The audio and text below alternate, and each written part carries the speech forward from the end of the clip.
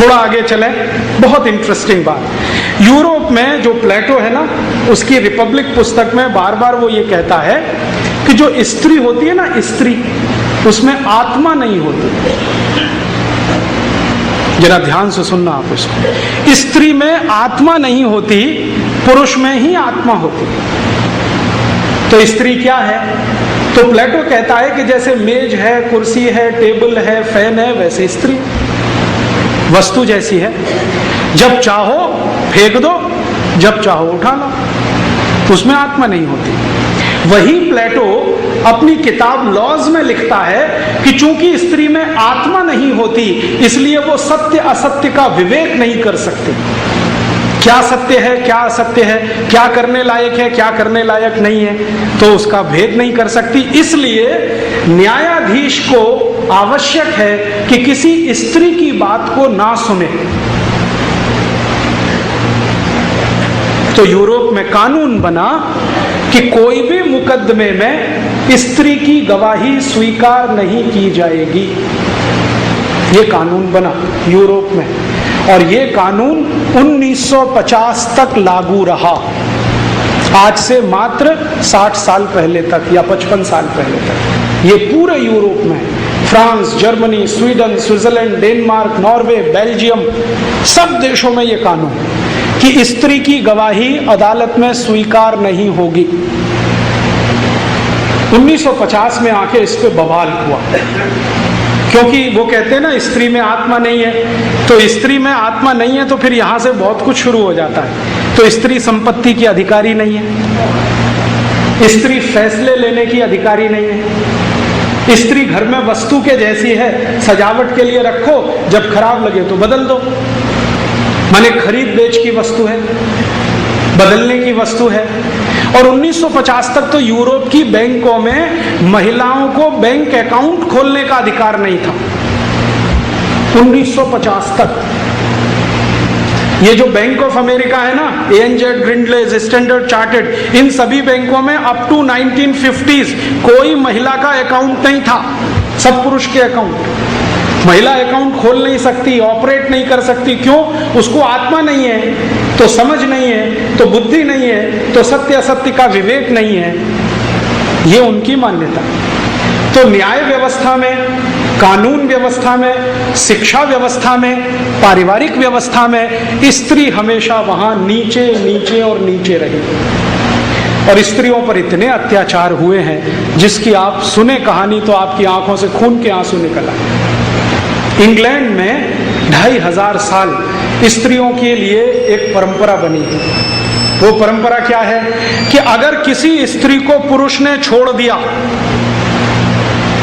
तो वो किसी काम की नहीं है। अब उसको क्या करो, लाठियों से पीट के या तो मार डालो या उसका मर्डर कर दो, नहीं तो वो विच हो जाएगी। विच समझते? डायन, WITCH, विच माने डायन। नहीं तो वो डायन बनेगी और समाज को खराब करेगी। तो जिस स्त्री को पुरुष ने छोड़ दिया, या तो पत्नी के रूप में, या रखेल के रूप में जिसको कैप्ट कहते हैं, या कॉल गर्ल के रूप में, या वैश्याओं के रूप में, उन सब स्त्रियों को जलाकर मार डाला। आप सोच सकते हैं, एक दो नहीं, लाखों को। और यूरोप की इतिहास की किताबें भरी पड़ी हैं, कितने स्त्रियों को किस देश ने जलाया, किस साल में। इंग्लैंड में कितनी जलाई गई, स्कॉटलैंड में कितनी जलाई गई, न्यू साउथ वेल्स में कितनी जलाई गई, फ्रांस में कितनी जली, बेल्जियम में कितनी, जर्मनी में कितनी। फिर इन सब स्त्रियों ने इकट्ठा होके एक अभियान शुरू किया और उसका नाम है विमेन्स लिबरलाइजेशन, स्त्री मुक्ति। फ्रांस में एक बहुत बड़ी लेखिका हुई, उसका नाम था सिमोन द बोवार। बहुत बड़ी लेखिका है, फिलोसोफर है। फ्रांस का एक बहुत बड़ा फिलोसोफर था जियां पाल सार्त्र, जो रूसों के समकक्ष माना जाता है। तो जियां पाल सार्त्र की शिष्या थी सिमोन द बोवार। उसने एक अभियान शुरू किया फ्रांस से, जो धीरे धीरे सब यूरोप के देशों में फैला कि स्त्रियों को अधिकार दो, बैंक अकाउंट खोलने का अधिकार दो, संपत्ति का अधिकार दो। आपको सुनकर आश्चर्य होगा कि जो देश अपनों को पार्लियामेंट्री डेमोक्रेसी का जनक कहते हैं ना, उन देशों में 1400 साल स्त्रियों को वोट देने का अधिकार नहीं था, क्योंकि उसमें आत्मा नहीं है, वो सत्य असत्य को समझती नहीं। 1400 साल वोट नहीं देने दिया उन्हें। तो सिमोन द बोयार ने कहा कि इनको वोट देने का अधिकार मिलना चाहिए, संपत्ति का अधिकार मिलना चाहिए, इनको बराबरी मिलनी चाहिए, पुरुष के बराबर इनको माना जाना चाहिए। और ये आंदोलन वर्षों वर्षों चला, जिसमें काफी स्त्रियां मारी गई, उनको पीटा गया, अत्याचार हुए। अंत में जाकर थोड़ा सफल हुआ जब कुछ देशों ने स्त्रियों को वोट अधिकार दिया, कुछ देशों ने बैंक अकाउंट खोलने का अधिकार दिया, कुछ देशों ने उनको आगे आगे पुरुष के बराबर माना। अदालत ने उनको स्वीकार किया कि हाँ, ये भी गवाही दे सकती है, वरना तो। और थोड़े दिन तक कुछ देशों में पता है क्या चला, अदालतें क्या करती थी, एक पुरुष की गवाही 3 स्त्री के बराबर। हाँ, एक पुरुष की गवाही 3 स्त्री के बराबर। और जो पुरुष ये कह दे कि ये स्त्री बदचलन है, तो उस स्त्री की कोई गवाही स्वीकार नहीं। ऐसी स्थिति। तो परिणाम क्या हुए, इन देशों ने पिछले 50 साल में कानून बनाए, कानून बनाकर स्त्रियों की स्थिति को सुधारने की कोशिश की। और वो सुधरते सुधरते थोड़ी बहुत आई है, लेकिन अभी भी पूरी नहीं आई है। आपको मालूम है, अमेरिका में स्त्री राष्ट्रपति नहीं हो सकती। आपको मालूम है ये बात? आज भी नहीं हो सकती। 21वीं शताब्दी में अमेरिका जा रहा है, वहां कोई स्त्री राष्ट्रपति नहीं हो सकती। और अमेरिका का पिछले 200 साल का इतिहास उठा लीजिए, एक भी स्त्री राष्ट्रपति नहीं हुई, आगे भी नहीं होगी। अमेरिका में कितना ही लंपट पुरुष हो, राष्ट्रपति हो सकता है।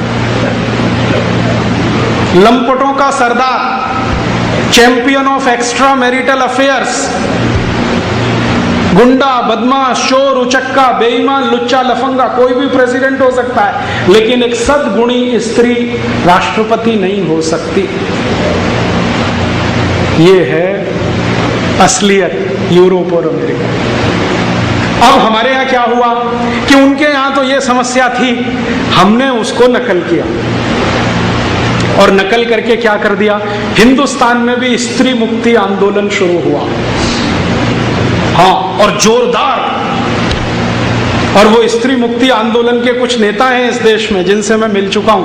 मैं उनसे पूछता हूं, स्त्री मुक्ति क्या है? सिगरेट पीना स्त्री मुक्ति। जैसे पुरुष पीता है ना, हम भी पिएंगे, स्त्री मुक्ति। शराब पीना स्त्री मुक्ति। पुरुष के साथ बैठकर शराब पीना स्त्री मुक्ति। पुरुष के साथ बैठकर सिगरेट पीना स्त्री मुक्ति। पुरुष जैसे कपड़े पहनता है वैसे पहनना स्त्री मुक्ति।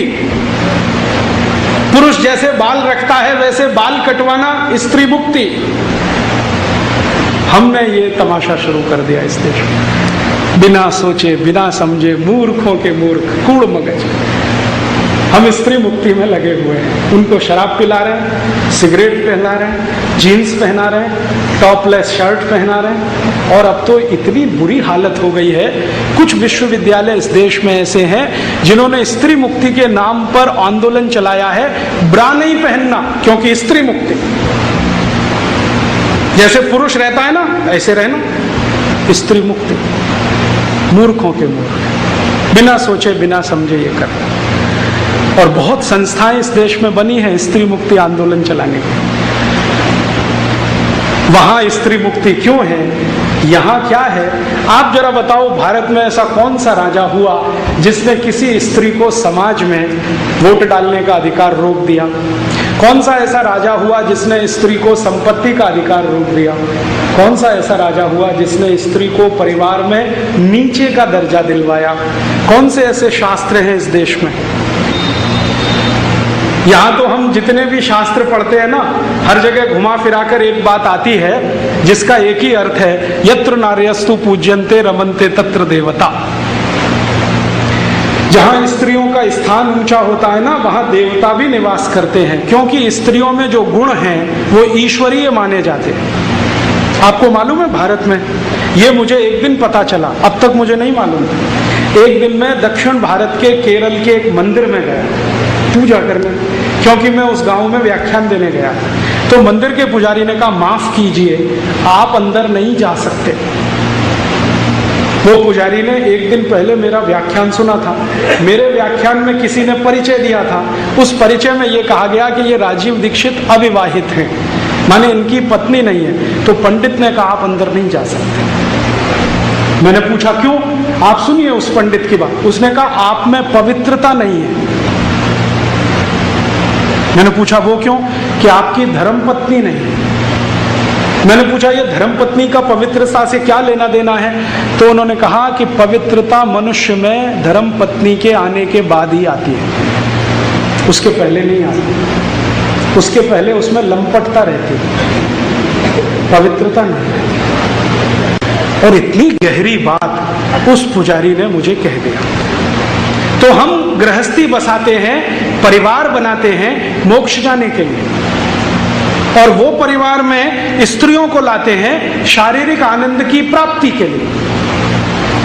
तो वो जब शारीरिक आनंद की प्राप्ति के लिए स्त्री को देखेंगे तो स्त्री उनको कैसी दिखेगी?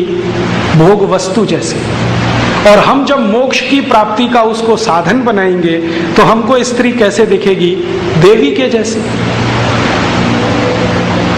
इस देश में बहुत सारे पति पत्नियों को मैंने पूछा है कि जिंदगी के कुछ 2, 4, 5 मिनट को छोड़कर आपको अपनी पत्नी कैसी दिखती है? तो कहते हैं बहन के जैसी, माँ के जैसी, चाची के जैसी, मौसी के जैसी, ताई के जैसी, यही दिखाई देती है। यूरोप में कोई कल्पना नहीं कर सकता कि स्त्री ये भी हो सकती है, बहन के जैसी, माँ के जैसी, मौसी के जैसी, ताई के जैसी, चाची के जैसी है नहीं, क्योंकि वहां तो भोग की वस्तु है, सेक्स ऑब्जेक्ट है। अब वो जो भोग की वस्तु है, सेक्स ऑब्जेक्ट है, तो वहां जितना भी कॉमर्शलाइजेशन हुआ या जितना भी बिजनेस फैला है, उसने स्त्री को सेक्स ऑब्जेक्ट के रूप में ही इस्तेमाल किया। जैसे आप किसी भी विदेशी कंपनी का विज्ञापन अगर देखो तो हर विज्ञापन में स्त्री शरीर का वो भरपूर इस्तेमाल करेंगे। भले विज्ञापन ब्लेड का हो लेकिन चेहरा स्त्री का दिखाएंगे। ब्लेड आप जानते हैं, शेविंग ब्लेड। तो शेविंग ब्लेड तो पुरुषों के इस्तेमाल करने की चीज है, उसमें स्त्री का चेहरा क्यों? क्योंकि आपकी सेंसुअलिटी को हिट करना, आपके लोअर इंस्टिंक्ट को हिट करना। यूरोप की जितनी भी कंपनियां कपड़े बनाती हैं ना, शूटिंग शर्टिंग्स के, वो सब महिलाओं के शरीर पर डाल डाल के उनका विज्ञापन कराते हैं। पुरुषों के इस्तेमाल आने वाला अंडरवियर बनियान स्त्री शरीर पर पहनाकर बेचा जाता है। और वहां के जितने भी अखबार हैं, जितनी भी पत्रिकाएं हैं, अगर आप उनको ठीक से पढ़ लें तो वहां के अखबार एक दिन का 1 किलो का होता है, इतना वजन का होता है। 250-300 पन्ने उस अखबार में हो सकते हैं। 3/4 हिस्सा उस अखबार का भरा रहता है वेश्याओं के विज्ञापन से। भाई आप लोग यार जरा भी समझते नहीं, बाहर चले जाओ ना बात करने के लिए। इतने शांति से सब लोग सुन रहे हैं और आप कचर कचर कर रहे हैं। कोई भी विज्ञापन अखबार का उठा के देखो, यूरोप और अमेरिका में मैगजीन उठाकर देखो, पढ़ो उसको आप, 101% विज्ञापन महिलाओं के, वेश्याओं के। मेरा फिगर इतना है, ब्रेस्ट इतना है, लोअर पार्ट इतना है, आप आइए फोन पर संपर्क करिए। यूरोप के अखबार हो या अमेरिका के। और उनकी हेडलाइंस भी अखबारों की कुछ इसी तरह की होती है। डायना आज स्विमिंग पूल में उसके साथ गई नहाने के लिए, वो नेशनल न्यूज हेडलाइन। हाँ, नेशनल न्यूज। डायना मर गई तो हेडलाइन भी मर गई। इस तरह की स्थिति है। अखबार हो, मैगजीन हो, पत्रिकाएं हो, भरी पड़ी है। फिर वहां के जो टेलीविजन चैनल हैं, वो जो सीरियल्स बनाते हैं, वो भी स्त्री को सेक्स ऑब्जेक्ट के रूप में ही रख के काम करते हैं। अब हिंदुस्तान में क्या हुआ? हमने उनके टीवी चैनलों के सीरियल की नकल करनी शुरू कर दी, हमने उनकी मैगजीन की नकल करनी शुरू कर दी, उनके अखबारों की नकल करनी शुरू कर दी। तो इस देश में भी सीरियल बनने लगे।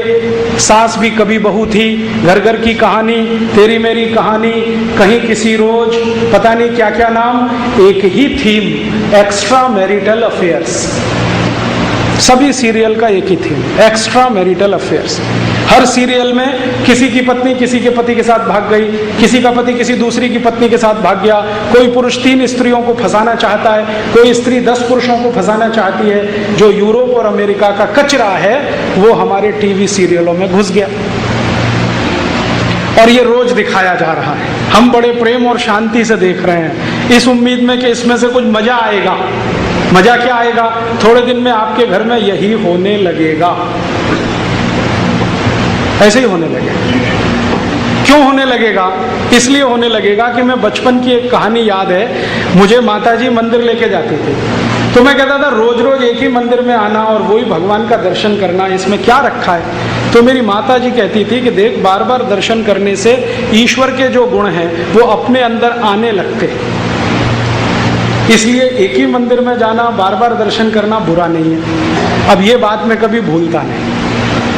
अब हमारे घरों में रोज रोज एक ही तरह के सीरियल का दर्शन हम करते हैं तो उनके भी गुण हम में आने लगेंगे तो तर्क चल जाएगा, एक्स्ट्रा मैरिटल अफेयर्स में क्या खराबी है, क्योंकि यूरोप और अमेरिका में कोई खराबी नहीं है, तो यहाँ क्या खराबी है?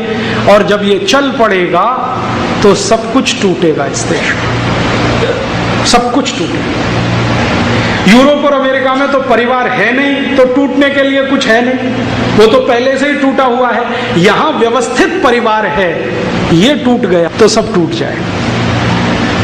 और हमारे यहाँ आज हिंदुस्तान में स्त्रियों के प्रति जो हिंसा बढ़ रही है, बलात्कार के केसेस आ रहे हैं, छेड़खानी की घटनाएं बढ़ रही हैं, इनका बहुत बड़ा असर विदेशी दर्शन से है, यूरोपियन फिलॉसफी से है, जो हर सड़क चलती स्त्री को सेक्स ऑब्जेक्ट मानता है। हमारी आंखों में आ गया, और आंखों में आ गया है तो उतर गया शरीर में। तो हमारे आज की पढ़ाई से निकले हुए जो लड़के लड़कियां हैं ना, ये ऐसे ही देखते हैं एक दूसरे को। मैंने किसी कॉलेज में, यूनिवर्सिटी में रक्षाबंधन मनाए जाते नहीं देखा है, वैलेंटाइन डे सब जगह। अब ये रक्षाबंधन नहीं रहेगा और वैलेंटाइन डे सब जगह आ जाएगा तो वो तो सेक्स ऑब्जेक्ट ही होने वाला है ना। अंतिम परिणाम यही निकलेगा, हर घंटे बलात्कार, हर घंटे छेड़खानी की घटनाएं बढ़ने ही वाली हैं। फिर हम कितने ही कानून बना लें, वो रुकेंगे नहीं। यूरोप में कभी भी आप किसी देश में जाएं तो बहुत इंटरेस्टिंग चीज दिखाई देती है। यूरोप में बड़े बड़े ब्रॉथल्स हैं, ब्रॉथल्स माने वेश्याघर। तो उन ब्रॉथल्स में कुछ दिन पहले तक एक तख्ती लगी होती थी, अब वो तोड़ के उन्होंने हटा दी है। तख्तियां लगी रहती थी। फ्रांस में जाओ तो फ्रेंच में, जर्मनी में तो जर्मन में, डेनमार्क में जाओ तो डेनिश में, नीदरलैंड में जाओ तो डच भाषा में उन तख्तियों पे कुछ लिखा रहता था। जैसे रेड लाइट एरिया होता है ना, रेड लाइट एरिया, ये यूरोप का शब्द है, भारतीय शब्द नहीं, रेड लाइट एरिया। तो रेड लाइट एरिया जहां शुरू होता है वहां एक बड़ा बोर्ड लगा रहता है और उस पर बड़े बड़े अक्षरों में लिखा रहता है, सावधान, कहीं आप अपनी बेटी के साथ ही संसर्ग करने तो नहीं जा रहे, सावधान। क्योंकि बेटी तो घर में है नहीं, पैदा होते ही छोड़ दिया, वो लावारिस घर में पली है, बड़े होकर किसी ने खरीद लिया उसको, वैश्या बना दिया। अब आपको मालूम नहीं है कि आप जाएं तो आपकी बेटी से ही संसर्ग करना ना पड़ जाए, तो वहां लिखा रहता है। तो फिर इसका व्यवस्था कैसे होती है? तो वहां एक आजकल डॉक्टर बैठने लगे हैं जो ब्लड चेक करते हैं आपका, कि आपका ब्लड ग्रुप देख लो और जिसके साथ सोने जा रहे हो उसका ब्लड ग्रुप मैच कर लो, कहीं ऐसा ना हो कि वो आपकी ही बेटी, आपकी ही बहन। इतना गिर चुका है, इतना गिरा हुआ यूरोप, जहां के पुरुष अपनी बहनों से, बेटियों से संसर्ग करने के लिए वेश्याघरों में जाते हों और वहां से कोई हमको ये बढ़ाने आए कि तुम नालायको, हम महान हैं। हमने कभी खोजने की कोशिश